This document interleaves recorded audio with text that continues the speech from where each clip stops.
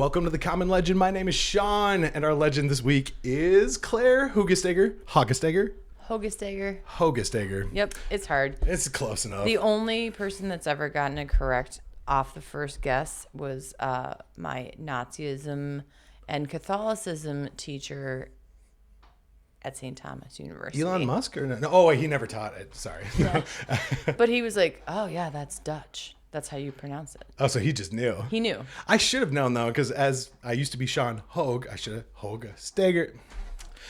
Spelled different. I had an A, but they sound the same? I know. Okay. Anywho, thank you so much for coming on. How was your day today? You have a good day? Yeah, it was good. Good. Long day. Yeah. This is the end of my day. It's actually kind of nice. So Yeah? just chill. So where are you from, Claire? Minneapolis? Born and raised? Minneapolis, Edina. Mm-hmm. Those are two. Well, my dad lived in Minneapolis and my mom lived in Edina. Oh, so your parents weren't together. You had two houses. Yeah. Okay. Yep. South Minneapolis? Or? Yep. Okay. Yep. Southwest. And then Edina. And that's where French immersion kind of came into play. Yeah, that's why my mom wanted to buy the house where she wanted to buy the house so she could get me into a Get in the district. yeah, Okay. decent school. So were your parents divorced at a pretty young age then? They were never married. Oh, okay. But they separated when I was in kindergarten. It's easier just to say divorce for future reference. Yeah. So they bought a house that was technically in Edina School District. My parents did the same shit. Except for it was in Minneapolis. So what do you do for a living currently? I'm a florist. Florist. So I do flowers. Flower shop for like weddings and stuff, or Weddings, events, events, deliveries, Okay. everything corporate. Yeah, daily sales, walk-ins. Yeah. Okay. When did you get into that industry? 2008. Wow. Yeah. That's a long time. Yeah. So you must be pretty fucking kick-ass at making some arrangements. Are you comfortable saying which shop you work at? Yeah, Or- it's called Luna Vinca. I've heard of Luna. Yeah. Yep, Luna Vinca. So if I ever need a floral arrangement, you got me? You can hook me up. What about a or I can Valentine's hook you Day up. one? Could you hook me up? Yeah, call early though. What was early? Am I too late I already? mean, I know. Because I was trying to make some Valentine's Day reservations today, and oh boy. Guys will walk in and they'll be like, at like 4:30 on Valentine's Day, and they're like, "Oh, you guys don't have dozen red roses ready to go in a vase right now? I'm double parked." I'm like, Guys are fucking idiots. you could have at least called. We could have tried to have it right. No, and also you're here TikTok, like last minute. You're gonna take what you get, and they typically do. Well, they have to. Well, yeah. What's your other option? They don't want to show up with nothing. Yeah, Trader Joe's. Like, okay, good try. So you said like She'll know. 2008 or 9? Yeah. So that's a long ass time. That's almost like Well, I was in 15 high school. years. Okay. And do you enjoy it? Do you like Yes, it? I love it. Yeah? I mean, I went and got degrees from St. Thomas, and then I was like, I like this. Yeah. So let's go back to that. You went to St. Thomas University here, a really accredited education system, and you got a BS in psychology? Yep, and a BA. Yeah. And a BA. Well, it's weird how they do it there, but it's technically a double degree. That's a like complete 360 or 180 on career path, right? So how did you go from psychology to like just dropping that, even though you got the certification, to pursuing floral work? Well, I was already doing floral. Yeah, it helped like- you through school. Probably. Yeah. And then I kind of thought, I kind of want to go to law school. And St. Thomas was offering this program at the time where you could like take I can't remember exactly what it was, but you could take the LSATs like twice for free and that kind of thing. And I was like, I want to do that. And I was having dinner with my dad one night, and he was like, you don't want to be an attorney. So then why did you think you did? And then because I don't know, because my attorney friends said that I would be good at it. I'm not really sure. All right. And then I thought it would be fun. And then I realized after I finally, graduated, because that didn't really deter me. My dad was just saying like, hey, like, don't get yourself into hey, like, you're my daughter. like, don't. This is not your career You're path. going to get yourself into like too much debt right there. Oh my God. Yeah. And I don't have any student loans. That's why I own a home. Go. And then I just thought,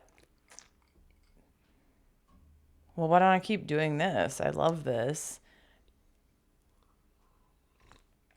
And So you then chose and then passion over after profits. yeah, and then after I graduated, I was like, the idea of going back to college was just like this, just most ridiculous. Like fuck that. Yeah. Like and a full-time job and lawyer school Yeah. and lawyer school homework. Oh my God. Fuck no.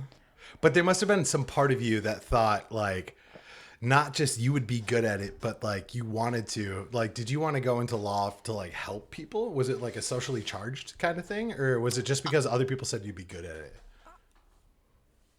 I don't really recall exactly why. I think it was more I wanted to know, and I did work for a law firm later on in life. Oh, did you? Yes. And then I was like, oh yeah. Again, though, I don't want to go back to school. like I'm sorry. I really don't. I can relate. I Oh my really God. don't want to. So for the amount I've skipped school, like the fact that people are paying hundreds of thousands of dollars Yeah. to go to school. Look, I have a mortgage and I have other debts. Like, Yeah. Oh my God. I don't want to pay $300,000 to like. What if I'm not good at it? Yeah, it's a huge risk. And you can barely work when you're doing it. Like my personal attorney, he valeted. So he would like go to law school during the day, valet, make as much money as absolutely possible, go home, study, go to school. I think that's because what a lot of people don't realize, correct me if I'm wrong, is that it's almost a service industry. You're a waiter for someone's justice or communication between them and whoever they're trying to defend themselves against or attack. It depends on what type of law you go into. Lawyers are salesmen, right? And they kind of have to have a silver tongue. It depends on what kind of law you go into. Okay. So give me an example. Okay, so for instance, I worked, there's civil law and there's criminal law. Yes. But the firm I worked for did both. So people who like to get up, silver tongue, argue, write good arguments. Criminal law? Would be criminal because Yeah. you're typically more in the courtroom for that. Okay. Or if you're a good writer, you would write more like civil stuff and you would deal with divorces, wills, trusts. More things. pandering to the judge? No, that would be more like the boring side, like business acquisitions and mergers. Like I hated every fucking word that just came out right, of my mouth. exactly. I got so I mean, bored. sure, you almost fell asleep. you could charge $700 an hour to Right, do that, okay. but is that what you were thinking when you went to law school? Well, that's fine. I didn't really. Everyone thinks of as a person who goes to law school as being like a litigator, like standing up in the court. Your Honor. That's not very many lawyers. Right. Most lawyers are behind the scenes writing. Yeah. I've never really And thought about it researching. before, but there's tons of different types of lawyers who are good at different things. Like if you're really good at writing legal documents, then you can make a ton of money. So who are the douchiest, richest lawyers? Who are the fuckboys of lawyers? Which law is that? Oh. Where do they go? Probably like the ambulance chasers, like the The straight like the ones you would expect, like the ones that are like TSR law. or no, I'm not gonna name names on this one, but it would be like people who would be like, oh, did you slip and fall? TSR law. I'll name names. I ain't a lawyer. Yeah. She didn't. I did. It would be like more like people who would be like, oh, hey, and they send you a letter, and maybe you're sitting there with $400 in your bank account. Yeah. And you go, I could make $9,000 because I had a slip and fall, and then it's just this BS process.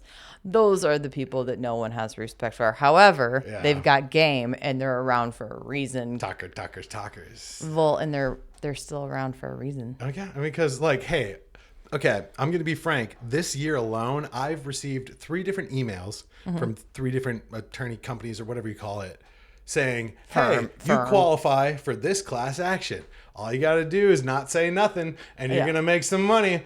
And I have gotten back almost $7,000 this year by 3 different individual firms suing 3 different companies that apparently did me wrong. My life hasn't been affected. Health partners.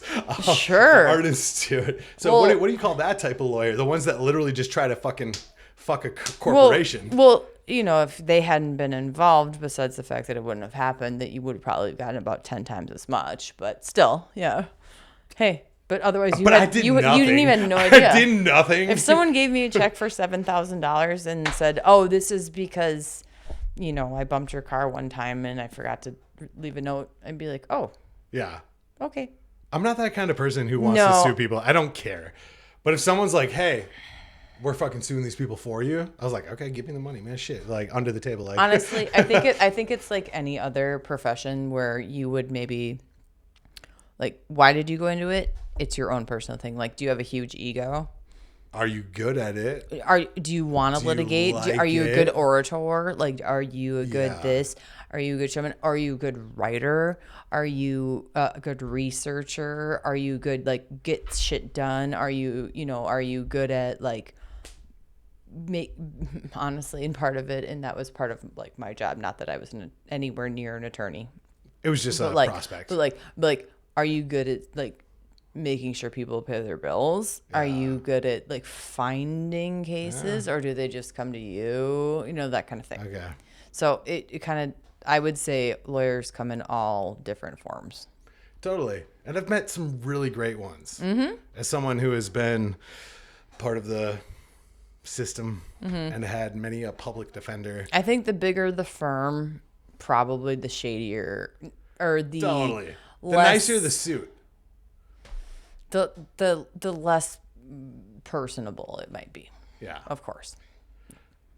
Okay. So if you would have pursued that path, which branch would you have gone into? This is such old thoughts. I'm just hypothetical. I know. This is just like for funsies. Right. You could lie too. Right. It doesn't matter. No. I was picturing the same thing that most people picture, like litigation. Like, okay, I go to trial and I argue this and this and that and the other.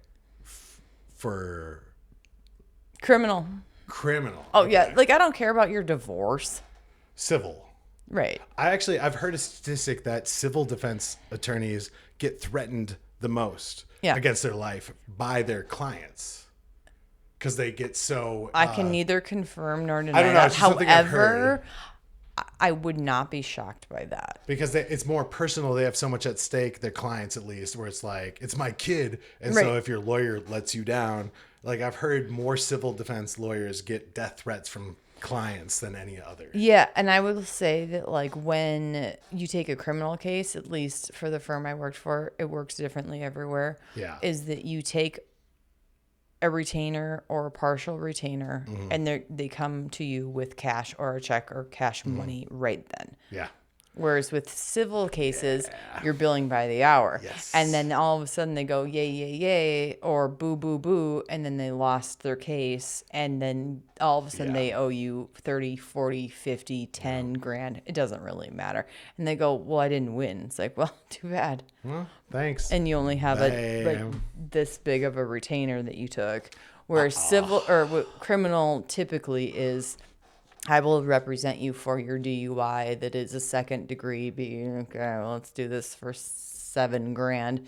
And then they represent you through the entire thing. And do you tell them, like, this is most likely the outcome? This is how much you're going to pay me? They can't tell you. They can tell you, this is what I'm going to charge you to do the best job I can for you. Yeah. And I've watched Suits, okay? I know my shit. This is true. Okay.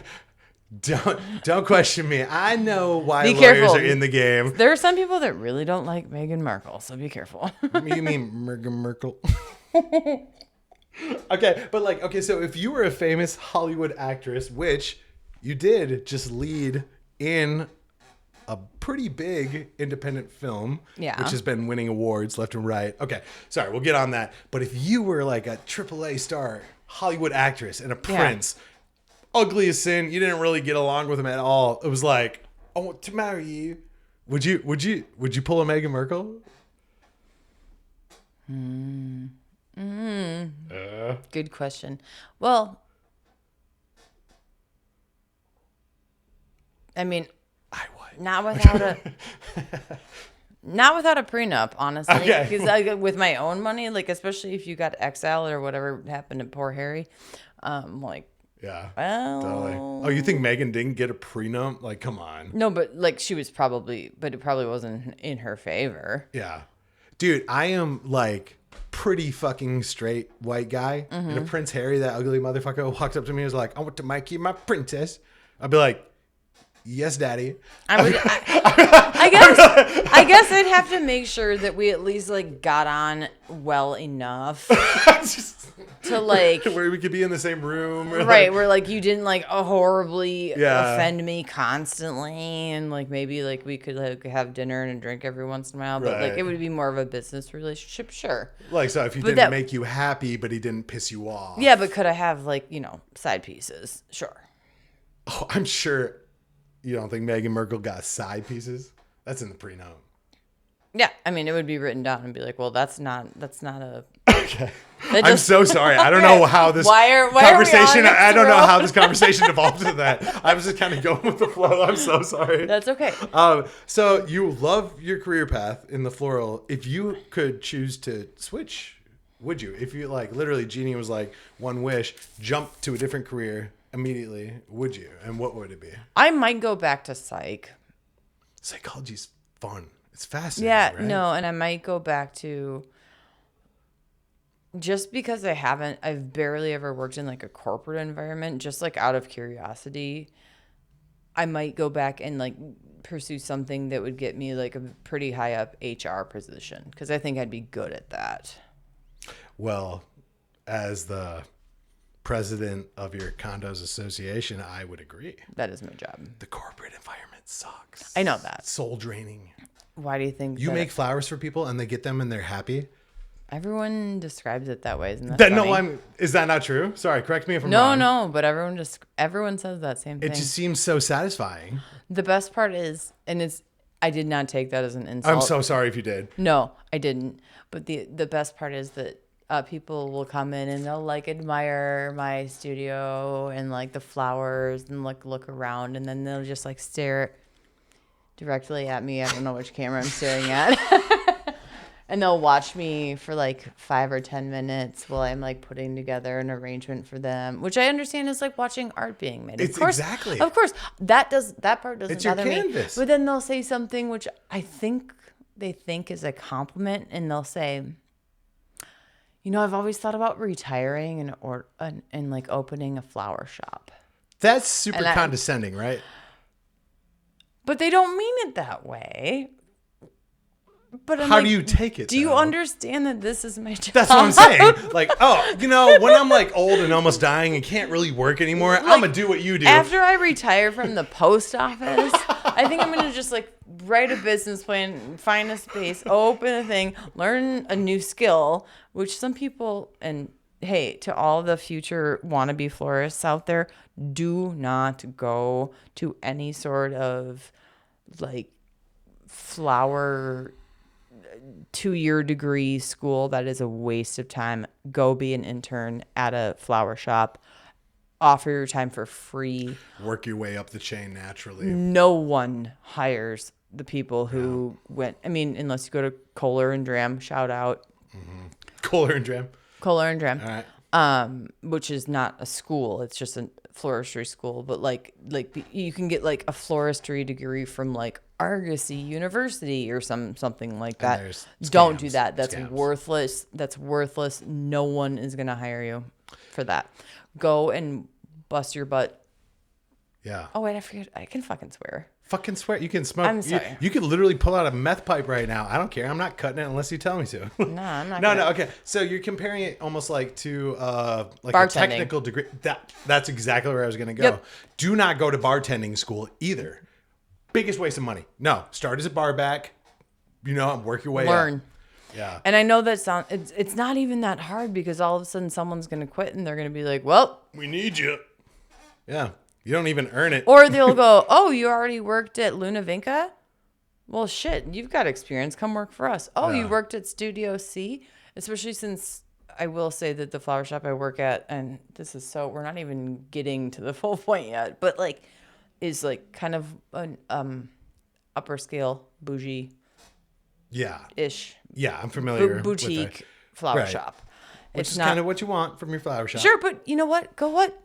Apply for an internship at Bachman's. I don't give a shit. Or fucking go buy some seeds for $1 and throw them in the dirt. No, I'm kidding. I'm kidding. That was disrespectful on the whole profession of floral arrangements. I'm so sorry. Well, not only that, but we also don't grow our own flowers. Of course not. What do you think? You think McDonald's fucking feeds their own cows? Like, Right. You think they have their farm out back? Yeah, no. Okay. Okay. All right.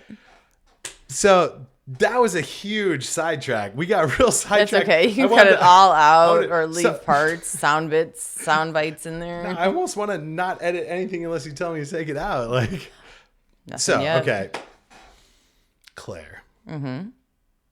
You recently were the lead actress, the main protagonist in a movie, Tethered to the Ether, that is currently circulating through the film festival circuits right now. Correct. But you're a florist, not an actress? Correct. Is this your first acting gig? Of this nature, technically, yes. But you've appeared like I've appeared in film, other in films ways. and like kid in commercial type of thing. Okay. But this is the first one where like you had a role, a script, you had direction. I was the main. Yeah. Mm-hmm. And okay. It's fascinating to me because this movie, I've tried to watch it so many times in the last 3 days. Mm-hmm. So many times, but it's nowhere to be found because it took, correct me if I'm wrong, 8 years to make? 8 years. 8 fucking years. You think people don't like age in 8 years? Yeah, that's what I'm saying. So for you, what was the biggest challenge or what were the most challenging aspects of being a part of a project that took 8 years to come to development as an actress?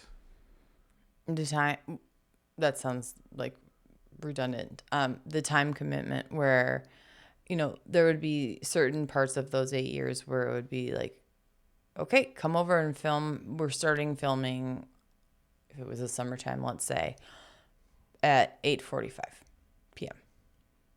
So you just get a text and be like, No. We would talk about it. Okay. But the filming may go till 4 a.m.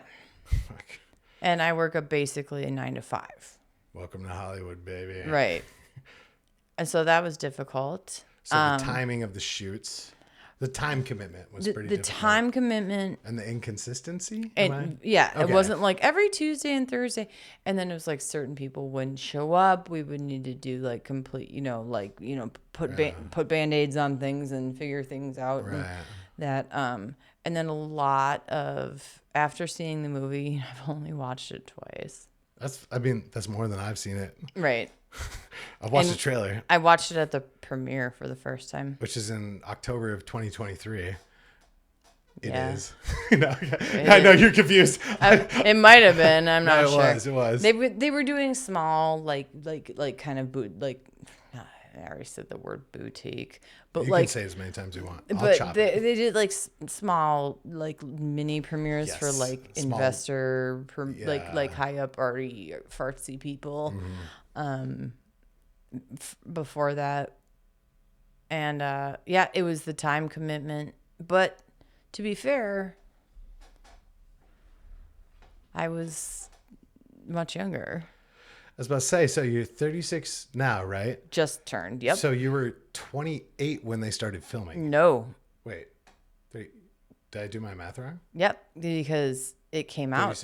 We were finished a year and a half ago, and then so it's 8 years before that. Oh, so it's been more than 8 years. So how old? 24, 25? I was about 25 when we started filming. Well, yeah, about 26 when we started filming. Okay, and so the director is Michael Thomsen, right? Correct. Mm-hmm. And this is his first directorial debut. Feature full length. Full length, yep. Yes. He's done done some shorts. Before. He had a very successful short film, from what I've read. Correct. But it's his first attempt. And for your first attempt to take 8 years, that's kind of wild. The story just kept continuing. I know that's not really a question that you just asked, but no, yeah. Like there was a story that he thought he could fit into a short, and then his like beautiful artistic brain just kept expanding and thinking, oh, we could bring in this and then this scene and then these things and this and this, and it got longer and then it got longer and then it got to the point where it was like almost, if you're making a guess, because we've got, I would say, thousands of hours of footage, at least. And then like, wait a second, we can't pin this down to being, only whatever short is 40 minutes or something like that, or 30 Was minutes. it his intent going into it for it to be a short? That's my impression. Yeah. Okay. I haven't read anything about that. Yeah. So he just started creating something out of passion. Yep. And it just kept growing and Yes. growing. Yes. It's like a Frankenstein's monster. It got out of his hands. Basically, and I was Frankenstein's monster. Because you are the lead actress in the film. Yes. Yes. Yes. Him and I had met years before that. If that's Yeah, no. How did you questioning. meet Michael? Him and I met years before that at a I think an art show, somewhere over in Northeast. Could have even been Rogue Buddha. Shout out. Shout out to Rogue Buddha. Yeah, hey Nick. And it gave him an inspiration to meet me to write about. I must have reminded him of someone from his past. So it's sort of a story about his past. And then he felt kind of uncomfortable approaching me. And so that took a while without like a full idea kind of in place. And so kind of went through a couple friends of mine and then also my mom to Hey, mom. That was the most Minnesota Mom. accent you've Mom. You said, ma'am. Mom. Yeah. Sorry. to make sure I felt comfortable, like, hey, this that's guy good for wants you to him. like star in this movie, but we don't really know what it's about, but here's sort of what it's about. And he's a He little bit know- older than you, right? Yeah, I don't know how old I don't know he how is old he is exactly. either. I Yeah. don't know, I saw pictures. I was asking. I hoped you knew. So, Well, gosh, I mean, I don't know. I'm gonna go with 39. We're all 19 forever. Right. Okay, everyone. No, and so we had a meeting, and I said, "Hell yeah, that sounds fun. This sounds awesome." And so we did that, and then we started filming, and everything was going good, and then it just like kept going, and more people started coming in, and more scenes, and people started like wanting to be a part of it and be willing to like, oh yeah, you can borrow all of my, what are they called, like retro vehicles, like the ones that are like the. I haven't seen the movie. Or like I've only seen the trailer. or like an older vehicle that you would register as like a 1968 box Chevy. sure, I and made like that up. bring that guy over. Okay, well he can't be here till 8:30. Okay. Yeah. So, but I would say the worst part about it was also it's physical. Really? Yes, it's super physical. I mean, I would show up the next day with bruises, and this is no one's fault who worked on set. This is not because of safety. This was not because of I didn't know. It was not because of script or anything, or like off script. I mean, you're doing the same thing 12 times, and half of what I'm doing is running around and running away and falling down and tripping and looking around corners and stuff. So I'd show up with So scratches and you were bruises. surprised by the physical demand of the role. I guess I wasn't surprised after a while. Oh, you got used to it. I got used to it. Stockholm syndrome. Yeah, right. Yeah, Is it Michael is your captor? Yes, yeah. No, absolutely not. No, and he would feel bad.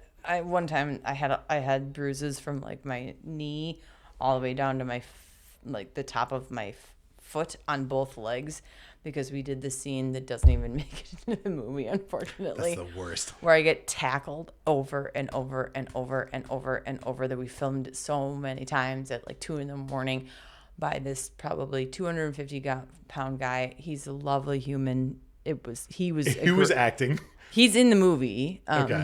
He's a wonderful person. He's a great actor too. But Tackling me from behind with Yeah. no holds bar. And I'm like 125 pounds.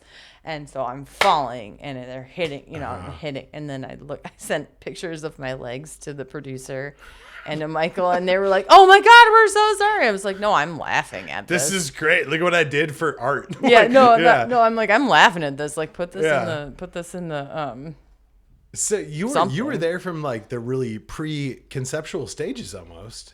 But did you did you have any history other than that in the movie industry? Is this was your first time like Yes. jumping in? Yes.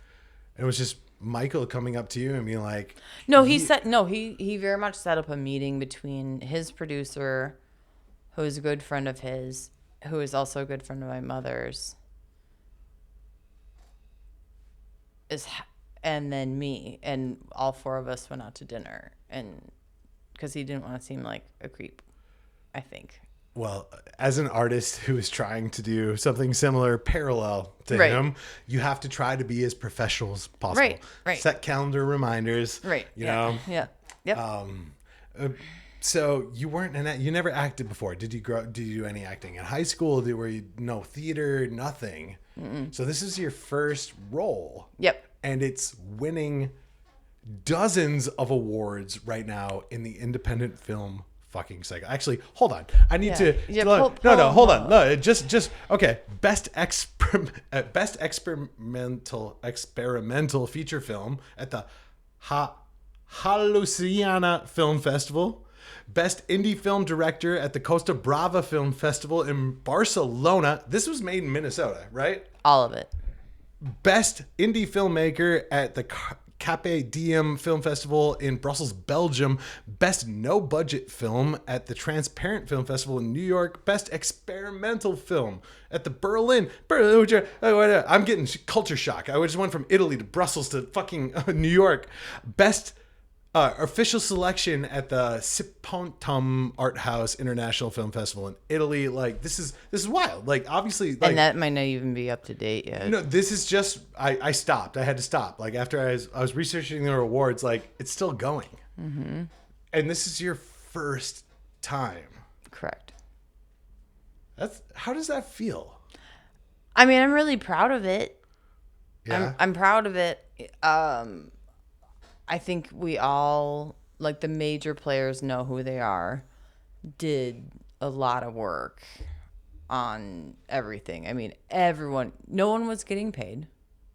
Yeah, it was actually, from what I've read, an entirely voluntary cast and crew. Yes. That's wild. Yeah. Wild. Yeah. I mean, even if you're only providing your time, like for me, I was really only providing my time. Right.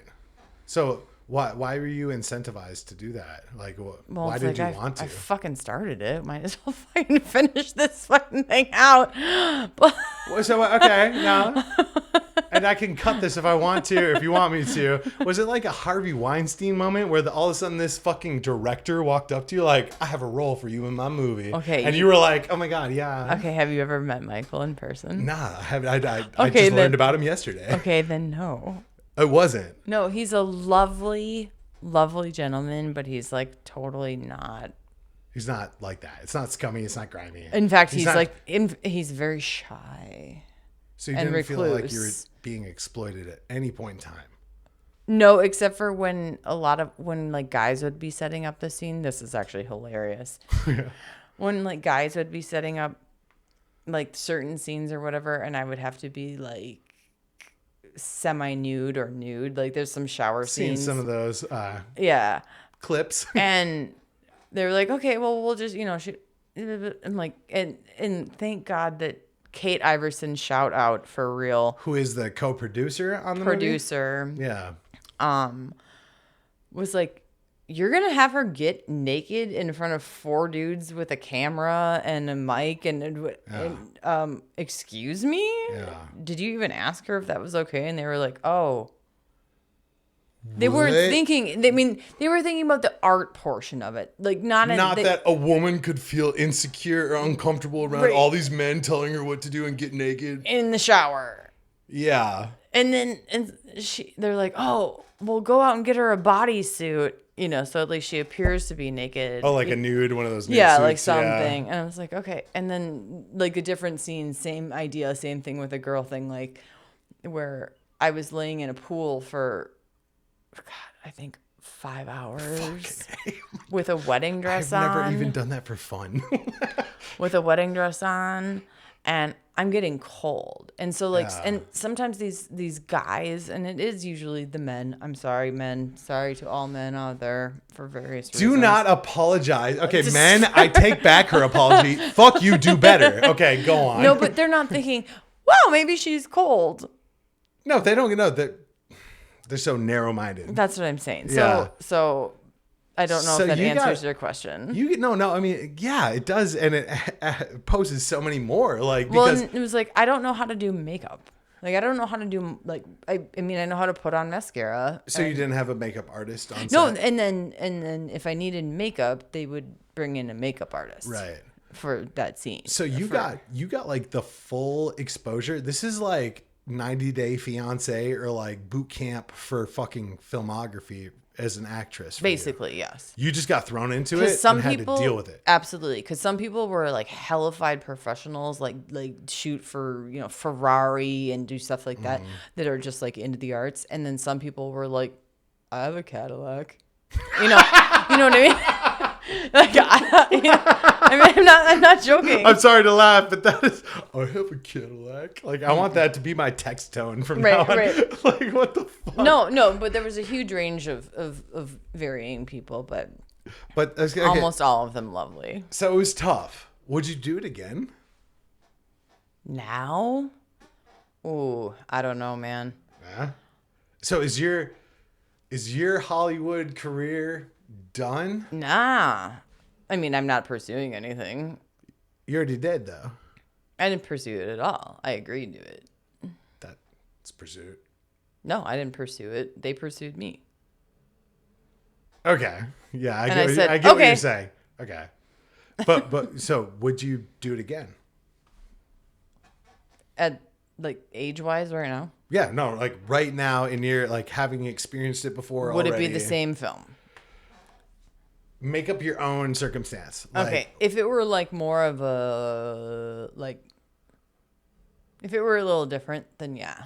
Like if it weren't like late night only filmings and weekends away and this and that and the other, like, and staying up till 4 and then leaving, then yeah, why not? Isn't that pretty standard in Hollywood though? That kind of stuff? Yeah, I mean, yeah, but people in Hollywood don't have like a 9 to 5 where they Right. like pay their mortgage from. So if you made enough to not have to do your 9 to 5, Right, it's not like I got paid for Would you this. pursue Floral or would you pursue Hollywood? If the money was equal. Floral. Really? Yeah. Yeah, why? Because you like it more? Yeah. Yeah. And it's consistent.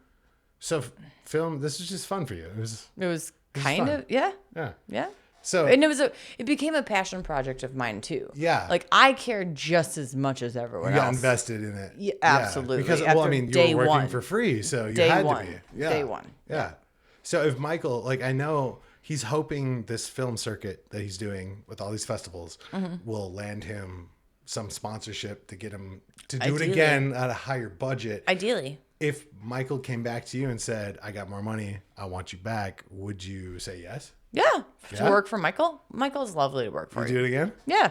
Fuck I mean, yeah. not the same movie. That'd be boring. That'd be boring. But like, But this one's in HD. right, Like, right, yeah. Like, oh no. Okay, I can tell you exactly which scenes I would cut out. But yeah, if I got asked to do it again, I'd still do it. I mean, but at the same time, what I'm saying is like, do you want someone who has more boundaries like I like do? And by that I mean like I'm not staying till 4 a.m. right. on a Tuesday. Well, because this was his first feature film and yours too, I assume both of you learned boundaries for yourselves. Yes. Both of you learned Yeah. what you're Him and willing I to were not do. very, very close. You're both evolving. So like if you guys came together on another movie in the future, you would both expect different things. Again, you know. 1,000% I Yeah. would work with him again on anything. He's brilliant, he's smart, he's respectful, he's caring, giving, he gives his all. Sometimes he's a little flighty, like, oh, maybe she doesn't want to be naked in front of 4 people. But like that's not what he's thinking. He's thinking of the shot and the beauty and the scene and what does this mean and where does that come in? And Yeah. He's being an artist, looking Yeah. at through the artist's Yep. eye. Yep. And I mean, honestly, like as a filmmaker, someone who went to film school myself, I have a lot of respect just from what I've read up on Michael of how he went about producing this. Taking his friends and family and getting them to agree to it. That's huge. Really guerrilla filmmaking. The tons of locations you guys filmed in here in Northeast Minneapolis are no longer even there anymore. Right. And Very most cool. of the scenes were illegally shot. And right. Allegedly. No, they were. He even admitted it. Okay. You don't have to say allegedly. But, and then a budget under $5,000, which keeping the talent and crew under that was very helpful. But the ambition, I really respect that for Michael. Like, the fact that he was he's brave enough to do it. He's got it. Yeah, he's got it. I know. So like, if I want someone to give him some money, and then have him like be able to produce the film that he like wants. Well, hopefully that's what he'll get from this. Yeah. Like, I mean, he's winning awards. It was released at the end of October 2023, almost a year and some change ago, but it's not publicly available. Right. I don't know why that is. I think he's looking for funding. Right. Hence why, yes, I think that's probably true. I haven't talked to him about that. That's really not like part of what I know about that. But yeah, it costs money. A lot of money, even just to publish. Yeah, I mean, the premiere was at the Rogue Buddha. Oh, that's where the premiere was. No, that was the soft open. Okay. Oh, I don't know. I've been to a few. I can't remember. For you, this being your first in the ballroom upstairs. Okay. Yeah. They did they did some pre-screenings. I was reading about that. Mm-hmm. Okay. So this being your first major motion picture, I'm gonna fucking do it for you. Do it. You're a star. That's baby. what it is. Yeah. This being your first, you're a lead actress in a huge independent film that is winning awards around the globe. Like, that is nothing to not smile at. So I'm really happy you're smirking, because you fucking should, and you earned it. But how does it feel to know that it's not getting the chance to be out there publicly for the masses? Here's the thing that I feel about that is that I knew coming into it, or coming towards the end of it, that it doesn't take, just because you wrap, filming in 2024 or 2023, let's say, and then it takes, let's tack on a year for that, for editing, extra songs and just everything, other people's input. Maybe there's a little bit of income that comes here from there, and then then we could put a good this and that. I was not expecting this to be anything. Really? No. I mean, I wasn't expecting it to be anything big before at least 2025, 2026, just because that's how movies work, and you have to learn that. Yeah, a lot of people don't know that. Like, most of the movies that make it to Hollywood, like all the A24 films, they're premiered at festivals first, and then it takes a year or two before that they get bought by a company, or that, and then they bring it to, or they get shown at a Sundance, and then a this, and then a that, and then a blah blah blah. Yeah. A lot of people don't realize that, because like companies like Netflix and Amazon are just direct to years. Consumer. I mean, when like final cut, all the way done, send it off. You're still talking a 2-year delay. Yeah. So I'm not surprised that we haven't gotten. I mean, obviously we're winning awards all over town, all over fucking world. Okay. But Barcelona, Italy, Germany. But I'm not surprised that it hasn't taken off, because it's the very beginning of 2025. So, what are you meant to do? Are you hopeful, optimistic that it will? That'd be fun as hell. Do you believe it will, though? I think it's good. I think it's good enough to do that. The trailer is really good. There's tons of old trailers I could show you too. Deep. It's very dark. So for people at home that don't know, Michael was originally a sculptor. Still is a sculptor, a really well-established one, and then a music producer, which he composed the score on the entire soundtrack for the movie for the most part, and did a lot of the practical props and effects. Almost all of it, except for Mark Wojan, who is a respected. He calls himself a prop master. I don't know what the official term would be. Mark Wojan, he's worked on. Master. Is it? I used to be one. Yeah. Okay. Prop master. Yeah. He's kind of a very, very respected person here in the Twin Cities. That name, yeah. He for bigger scenes, like there's an ambulance scene. Okay, so he was able to procure like some sort of ambulance, and maybe I'm not attributing to the right person, but for some of the bigger stuff, yes. But other than that, Michael built all the little props and everything that went everywhere by hand. I love that. That's my favorite. On his own time. That practical effects, like with your hands. So like, okay, so Like, how did we get away with like a $10 smoke machine from Party City? Because this guy had a challenge. He was like, "How do I do this?" Like, let's do it, do He's it, do smoking it, a do it, cigarette, do it, like, do "I it, got do it, this. do it, do it." I got Exactly. this. He's like the hold my beer guy. Like, I got this. Yeah. So if this movie blows up, Cool. what would you do? Like, how would you react? Do you think? What I think I'd be excited. I don't like watching it. Everyone like hates to hear Looking their at own themselves, voice or yeah. watching that. Oh yeah. When I edit, I never look at myself. No. But shit, I'd go around and be like, "Hey, it's me. I'm the lead person in it." And I don't know. It'd be fun to just travel around. It'd be fun. Yeah. You'd lean into it. You wouldn't be Absolutely. Yeah. You would like ride the wave. Absolutely. Fuck yeah. Why not? So, okay, we've been talking about this movie probably for about half hour now. Okay. What the fuck is it about? Okay. What's the name of the movie, Claire, and what the fuck is it about? Get this on camera. Look at the camera right there. It's called Tethered to the Ether. Tethered to the Ether. And it is, well, I can read you a synopsis. Well, Tell me. no, here, let me like paraphrase the synopsis and then you correct me. Okay. So it's a love story with a psychological twist. Correct. Where it's a woman creates a suicide pact. Our main protagonist creates a suicide pact with their partner. They die unexpectedly and then they get thrown.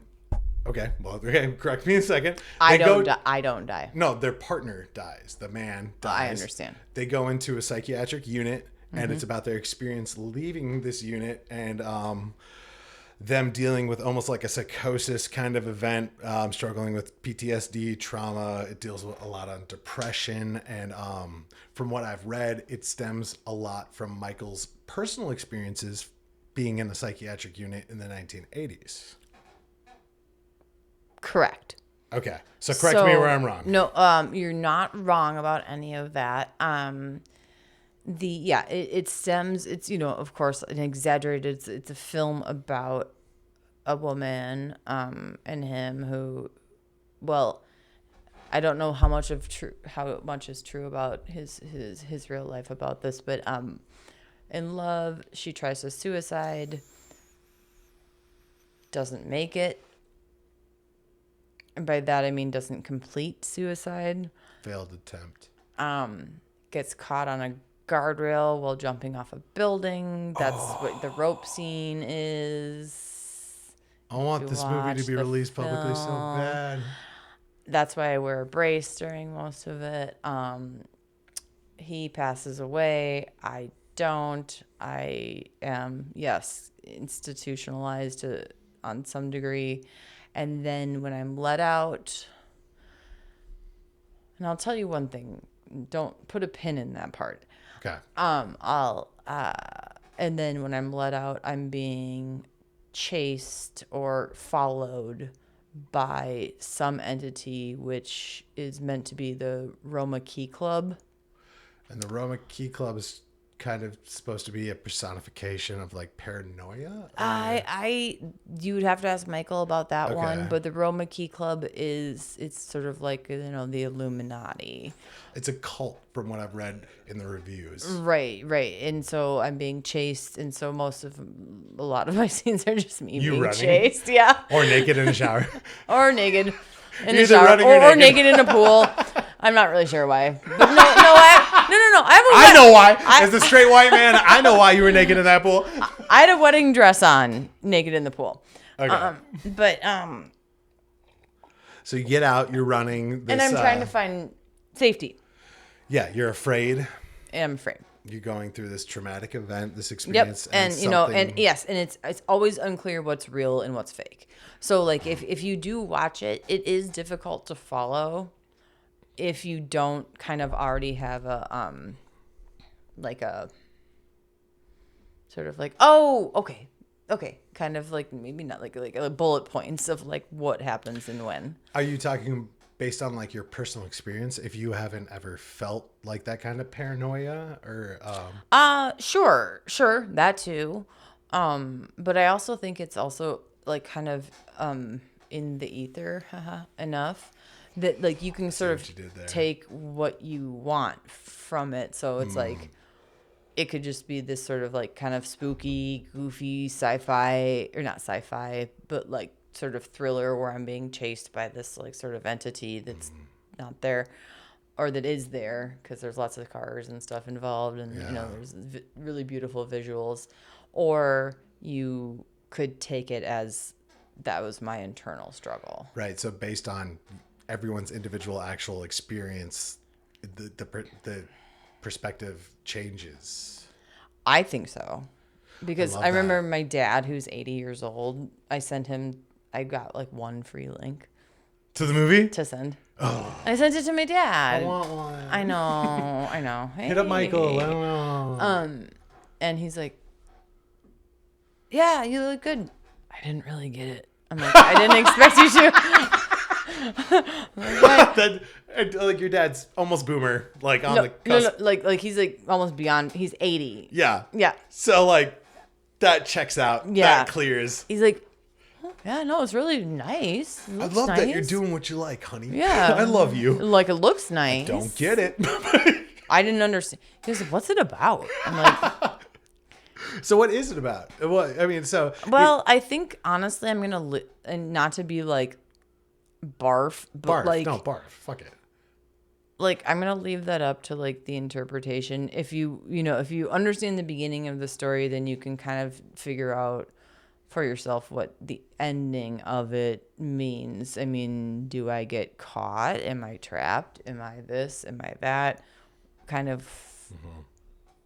Multiple choice ending, almost like like a almost Goosebumps like, or Choose Your Own Adventure. Or like one person might take it one way, one person might take it another way. Which the best movies do and that. maybe Michael has a complete directive about the very ending and how it should very obviously be seen, but I highly doubt that because he's a very artistic person. So I think any interpretation that he would get. So, and that's not trying to be like overly vague. It's just more also like, to be fair, even for myself, I take different interpretations. Okay. Oh, actually, as someone who's the main protagonist of the film, that's powerful. Like sometimes I don't know. For you not to know. What the? I need to talk to Michael. You should. Yeah. Wow. Okay. So as someone who went to school, you have a BS in psychology, from St. Thomas. This is very psychological. Yeah. We talked a lot about that. Yeah. So before we start, press record. No. I'm sorry. When Michael and I talked about that. Have you ever struggled with anything mental health related? Depression, anxiety? Who doesn't? And I know trauma, depression, and anxiety are a big theme in this movie. Mm-hmm. So as you've said, you've struggled with it in the past. How was it for you portraying a character who is going through something you've been through? I would say it probably made it easier. I don't know what the other, I don't know what the other side would be. But at the same time, like, I never knew really what I was shooting. And this is where I said put a pin in it. Yeah. I would show up in what I was supposed to be wearing and then go. So when you embodied this character, which is Tulip Leno? I don't know. Yeah, I think so. Tulip Leno. I should know that. And you acted opposite of Martin Stolen as Marcus? Martin. Yeah. Oh, Miss Martin. And Martin's the dead partner. Correct. But so he still Martin appears in the film. Yes. Okay. Yeah. But you have a soft spot for Martin? I love him. He moved to Montana to go like live on a farm when we were done filming, and I'm like, wait, but Martin, I thought we were friends. So you never like really felt any of the emotions that your character was supposed to be going through when you shot? It didn't trigger any trauma or past. I was never told, and I don't know if this was like an artistic choice on like the director or producer or videographer side. Like basically I didn't know what I was doing until I was like up to that exact moment. Like I'm not exaggerating. I mean, maybe there was a bit of an outline, but it was also all out of sequence. And it took 8 fucking years. Right. I don't even remember what I did last week. Right. What am I meant to remember about the bat? Like this. Oh, this is before the rope scene. Oh, this is after this. So that was the difficult part as well. Yeah. Was like that I didn't know what I was walking into. Again, could have been a style choice because then it's like you just go raw. I would love to have both you here right now to find out. Yeah. Like, is it a happy little accident like, Bob Ross? Or is Yeah. it, or was it meticulously There calculated by Michael sociopathically No, as a creative? no. Not so, in a bad way. No. I took that for him as a compliment. But like there were certain things where it'd be like I'd hit it the first time, but I wouldn't feel any different from like not quite right, and then 6 times later, like. Because I didn't know. You had no clue. What part of how slow am I meant to walk up the stairs?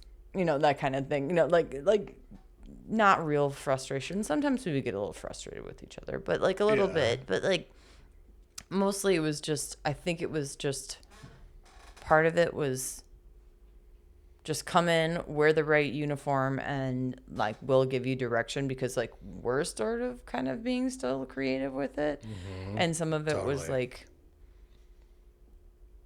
we don't know what there are certain people who do that, right? Like they don't want you to know what you're going into. It is a directorial and choice. Some of it is like there just wasn't an appropriate amount of direction, so I just made it up. And maybe he wanted that. Yeah. Maybe he didn't know what he wanted. And he wanted to see you not know either. No, he had a until vision. He saw what was good. Or and bad. Then he was like, that. Or bad. Right. Right. Yeah. Yeah. So what do you hope people take away from this movie? Like I think what I want people to take away from this movie that it's okay to be open to like conceptual art that maybe you don't understand, or maybe that's spooky or creepy, or that you don't quite get, maybe you don't quite understand what was meant to go on. And I don't mean just film, I mean like music. Like, okay, listen to your friend gives you a CD. Okay. Oh my God. I didn't even realize that was dated until you made fun of yourself. Right. Oh yeah. They hand you a mixtape. Right. Yeah. A friend gives you something and you're like, oh, this is like I just found this on LimeWire. This is like thrasher punk music. Like, but like maybe they mean something by it. Maybe there is something to it because some people like this for some reason.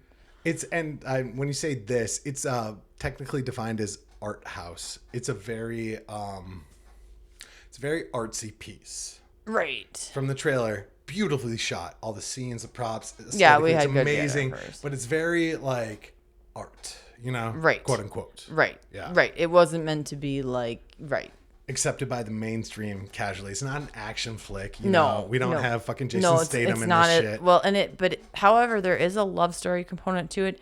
The love story is very dark. Yeah. I miss you, Martin. He's not really dead. All right. He moved to Montana. If this video gets 1,000 likes, we will fucking get in contact with Martin and we will reconnect. I have his phone number. Oh, you do? Okay. Yeah. Are you gonna maybe like get home like, Martin, I miss you. I was talking about you. No, God, no. It wasn't romantic. It was just that we were both because he worked as a furniture repair person. Okay, so yeah. And then Michael picked him to play him, and then me to play Tulip, if that's her proper name. I doubt it. And then we were both kind of just like so uncomfortable that we would be like standing like super duper close and be like, did he I said, oh my God, are you supposed to like, okay, should I like grab your back? Oh my God, don't grab my back. Oh my God. And I'm like, oh my God, this is so awkward. Oh my God. Okay. No, you're touching me. No, that's my part. That's some high school. Like we were just like, no, but First like, crush. but no, like in between the both of us, we were like laughing at, we were like, okay, we're supposed to be like fake kissing. So like, when do we start like real kissing? I know. But was it also his first?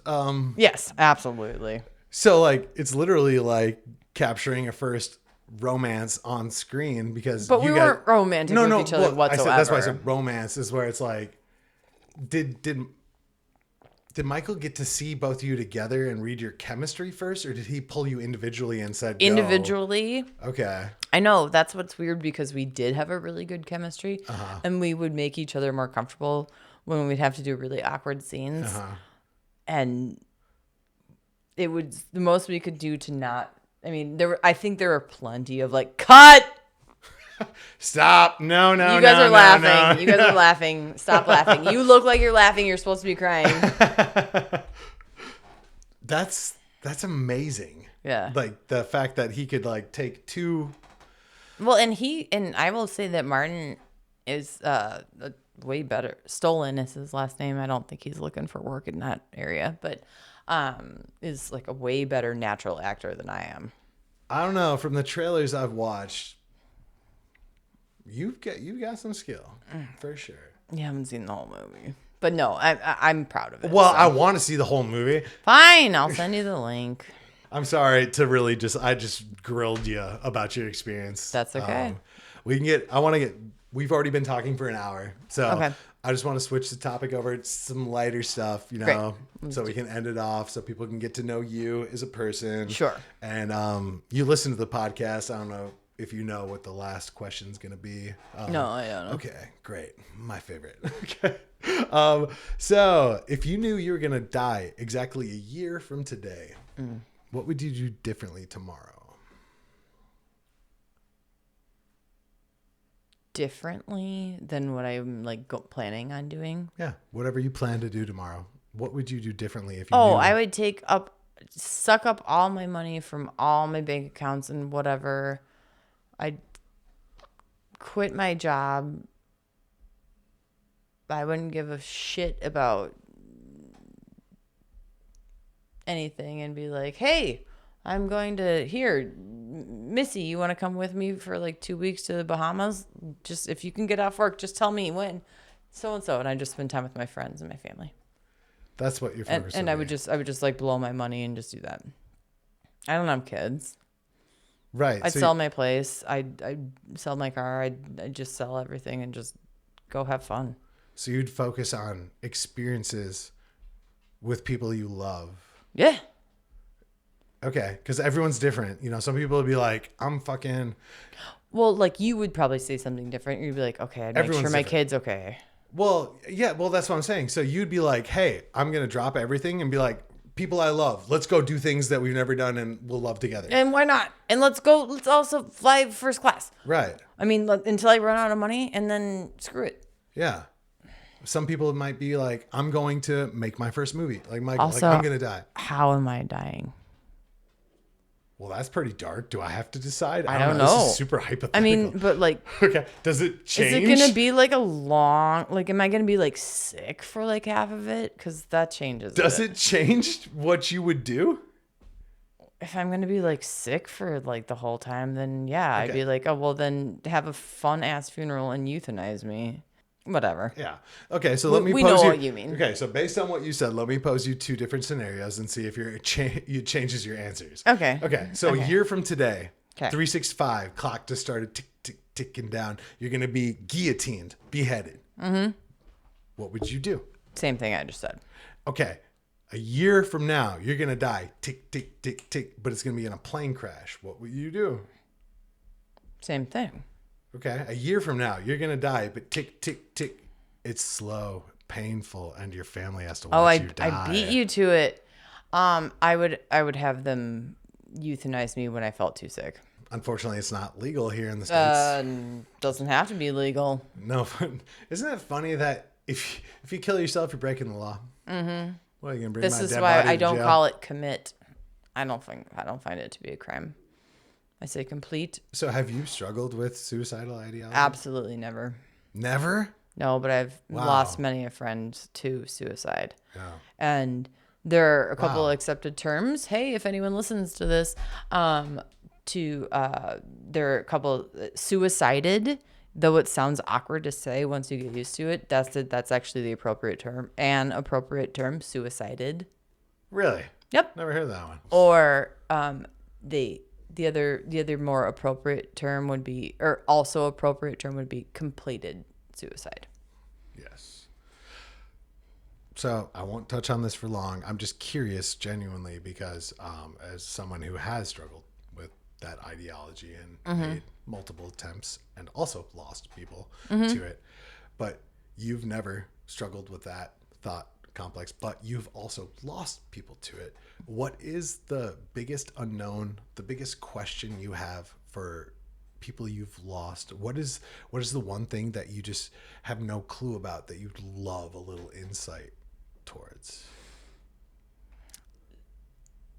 The people that I'm thinking of who have lost to suicide were either, the biggest one that comes to mind for me is one who struggled very, very, very, very, very, very deeply with depression for a very, very, very, very, very long time.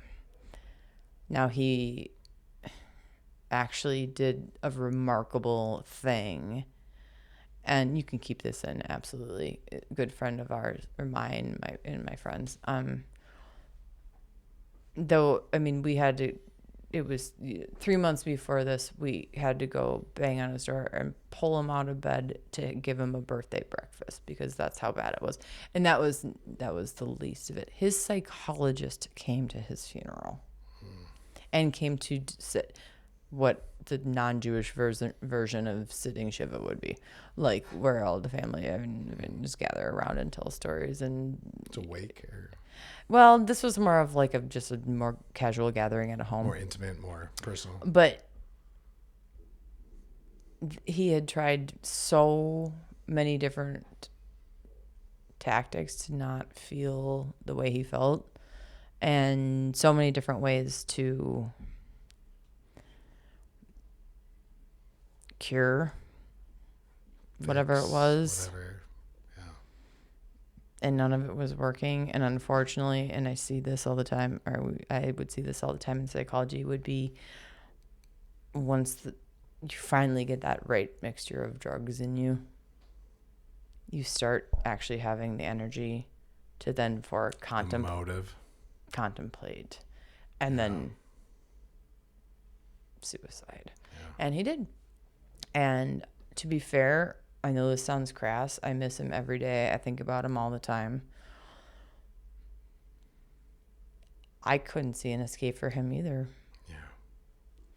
Like, I know that sounds horrible. No, I mean, I get it. And then the other part of it is it's the accidental overdose from drugs. Yeah. Which sometimes are deemed suicide, and sometimes they are. Unfortunately. Sometimes they're like, fuck this. If there was one last sentence you could say to him now, what would you want to be your last words for him? Thanks. Thank you for what?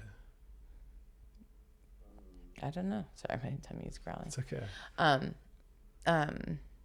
would just say thank you. He was a deep soul. You know what he did? No one had seen him in months. Impossible to get a hold of. Been struggling for years. Wasn't a drug addict, wasn't a drinker, wasn't anything like that. Just really suffering. And he randomly called me one day and said, "Hey, what are you doing tonight?" I said, "Nothing. You want to come over?" And he came over and we had a few beers. Again, not so much of a drinker, but like we had a few beers, a few tokes. You know, everyone's smoking some weed. Not me. That's not my thing. And then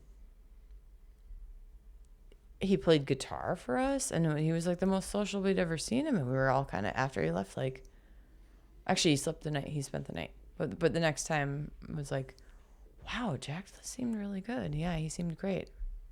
And then we realized, yeah, that was his goodbye. Yeah, I'm sorry. So that's why I say, like, thanks for that. Thanks. You're thanking Jack for being Jack. I'm thanking you for saying goodbye. We had that last memory. The last memory could have been you screaming at us to get the fuck out of your house for your birthday breakfast. Pushing you away. We knew what was going on. We were just trying. Yeah. And it had been going on for years. So. Well, Jack still lives on through you. Fuck yeah. I got to meet Jack because of you tonight. Yeah. Right. So. Yeah. So. Yeah. And then again, not to minimize an overdose, suicide, but those other ones. I mean, he technically overdosed, but he wasn't using. So. Yeah. Thank you so much for sharing. I know it's tough. I'm sorry. No, it's all right. It's all right. I hope I didn't get too deep into it. Never. Yeah. All right, we're gonna lighten it up real quick just to end it off. Yeah, okay? right on. Would you kick a puppy? You saw the puppy I have in the other room. Would you kick that puppy as hard as you fucking could, knowing full well it's probably gonna die, to save 100 people's lives? Strangers. Oh, this is like the train experiment. Oh, she got me. It's the trolley. Oh, you're the first guest to call me out on it. It's literally a reiteration of the trolley problem. Yeah. No. So would you or wouldn't you? Would you kick the puppy to save 100 people you didn't know? Nope. Never. Ah, that's my girl. Okay, but what if it was 100 people you knew personally? Okay, you can't keep that. No. One, that's the asterisk. What if it was 100 people that you love? Here's the thing. It's like you can't what is it called when you throw one all the way to one edge and all the way to the other? Yeah, I don't like this question. I really don't. But no. I mean, okay. Come on, it's a hypothetical. Okay? To be fair, I'm sorry. I'd still kill your dog. For 100 people that you cared about, you kick the puppy? Yeah, fuck yeah. But 100 people you didn't know, you wouldn't. No, I said yeah. I would kick the puppy. Oh, so you're kicking the puppy no matter what? Yeah. Yeah. You were. Sorry. No, you were so confident. You're like, yeah. You were like ready. Sorry, like, did I say that wrong? No. It just felt like they were literally at danger. Well, yeah, but okay, no, but then you gotta fuck it up. You gotta fuck it up and be like, okay, what about those 100 people? What if they were like convicted like Nazi felons? Well, actually, one of my guests brought that up, and they said that they'd kick a puppy to kill 100, or they wouldn't kick a puppy to save 100 Hitlers. Right. So there's tons of branches. So this is like the dichotomy. Like it's like when you can't push something too far because otherwise it's not really comparable. Exactly. Like you can't be like, okay, your whole family, and then be like, okay, well you would do that, but you wouldn't do that for like 600 or 60 people who like you've never met before in India that you don't know about in any way, shape, or form, that don't even know each other. Yeah. Like it's like those aren't comparable things. They're not, which is why I contrast them. And there's no right or wrong answer to this question at all. I only pose it because I want people to be able to relate and be like, you should, I might kick the puppy. And, and I would kick the puppy. I would never fucking kick a puppy. Fuck all y'all. I'd let 1 million people die. I would never kick that puppy. It's not like I don't love dogs, but no, what's funny is like after 1 million of you die, I'd just be sitting there cuddling a puppy, eating some fucking pizza rolls. So. Yeah, and then there'd be a lot of extra puppies around too. Oh my God. So many extra puppies. Yeah. All right. No, the new one you got to start asking is the question, the man or bear in the woods. But the bear one is interesting because, actually my attorney asked me the other day, because that was the first time I'd heard, not the other day, several months ago. I was like, the bear. Your attorney was the first one that brought this to your attention? Like maybe, he's my friend too. Oh, okay. Yeah. And I was babysitting his kid, I think, or having dinner at his house. I can't remember. And he's like, asked me that. And I was like, I hadn't heard this premise before. And I was like, the bear. And he said, why? I said, well, the bear's like for sure probably gonna kill me, but you question if the man would. But what the man could do to me could possibly be worse. Yeah, something's wrong with society if everyone's choosing the bear. But you're such a boomer if you heard it from a friend and didn't see it online first. I'm not. I know. I'm All right, not. Claire, last thing. Can I get a picture of you? Throw you up on the wall of legends because you're legendary. Actually, you're the biggest celebrity on the podcast so far. Yeah? All right. Pose pretty. Thank you so much, Claire. Yes. It's been a pleasure. I really have to be.